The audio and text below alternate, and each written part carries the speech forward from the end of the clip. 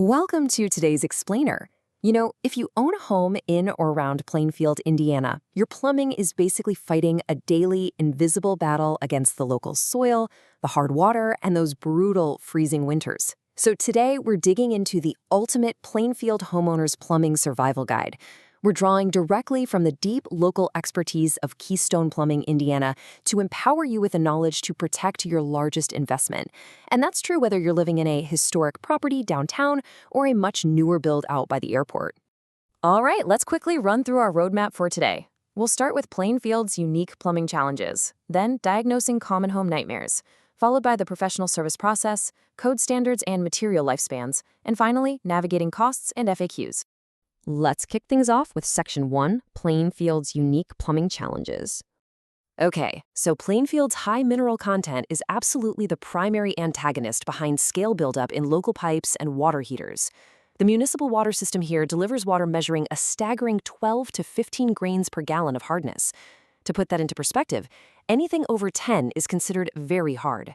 What this actually means for you is that everyday water flow is actively depositing minerals that clog up your aerators, ruin your shower heads, and just calcify the inside of your home's expensive appliances.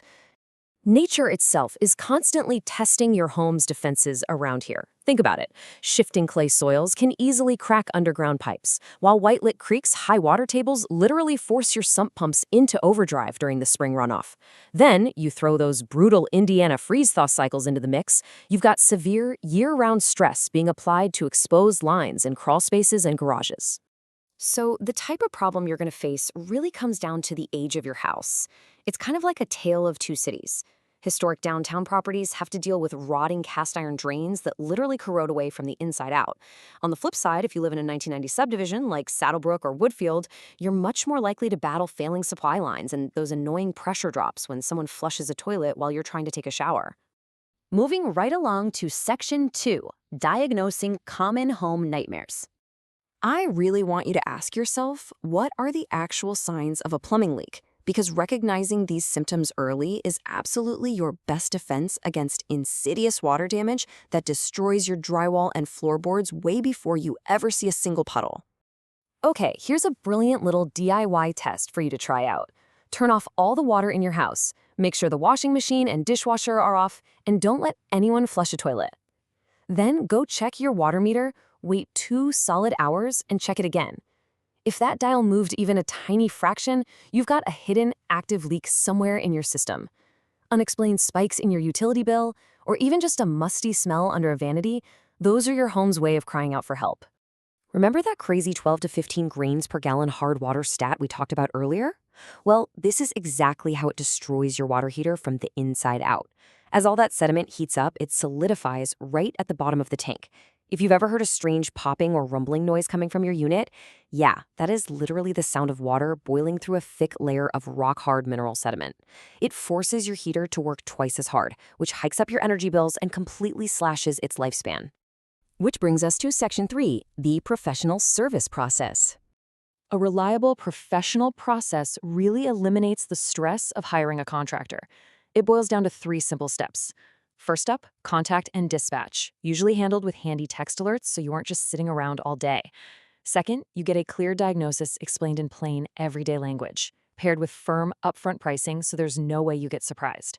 And third, the actual repair gets done, followed by a thorough cleanup and rigorous testing of the system before anyone even thinks about leaving your home.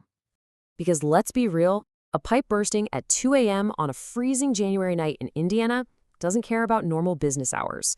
Immediate, around-the-clock emergency dispatch is absolutely critical to stopping active destruction and getting your home safe and dry again fast. I absolutely love this detail. Having trucks that are fully stocked for our hyper-local housing types, like the specific pipes they used out in Saddlebrook or Prestwick, means no annoying return trips. It gets your home back to normal significantly faster.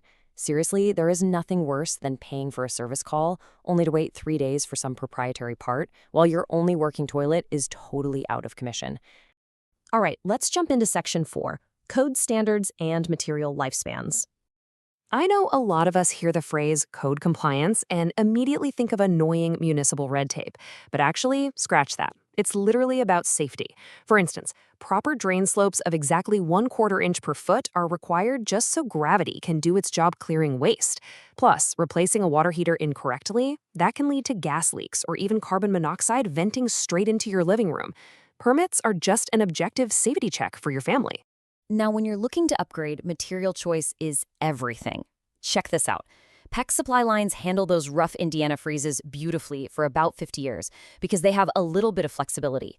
Copper is super durable, sure, but PVC is really the cost-effective king of corrosion resistance for your drains. Meanwhile, water heaters generally max out around 8 to 12 years. And honestly, hitting that 12-year mark here in Plainfield absolutely requires you to vigorously flush those hard water minerals out every single year. And finally, we've arrived at Section 5, Navigating Costs and FAQs. So what's all this going to cost? Well, your final bill usually comes down to 3 things: accessibility, emergency timing, and municipal permits. Swapping out a toilet flopper is incredibly straightforward and pretty cheap. But if you've got a hidden leak trapped behind a custom tiled shower wall, just the exploratory work to find the problem is going to add some significant labor time. Listen, if you are trying to pull off a bathroom remodel on a strict $5,000 budget, keeping the existing plumbing layout is the single most important rule you can follow. The second you decide, oh, I want the toilet on the opposite wall, you're suddenly trenching concrete and your budget is officially completely destroyed. To actually hit that $5,000 mark, you got to leave the pipes exactly where they are, use stock materials, and honestly, get ready to handle the demolition work yourself. I want to leave you with this final thought. Your plumbing almost always leaves clues before it completely fails. The real question is, are you actually paying attention? Go check your water meter tonight. Listen to your water heater next time it fires up. Catch these clues early, way before a tiny drip turns into a massive disaster. Thanks so much for joining me on this explainer, and keep learning.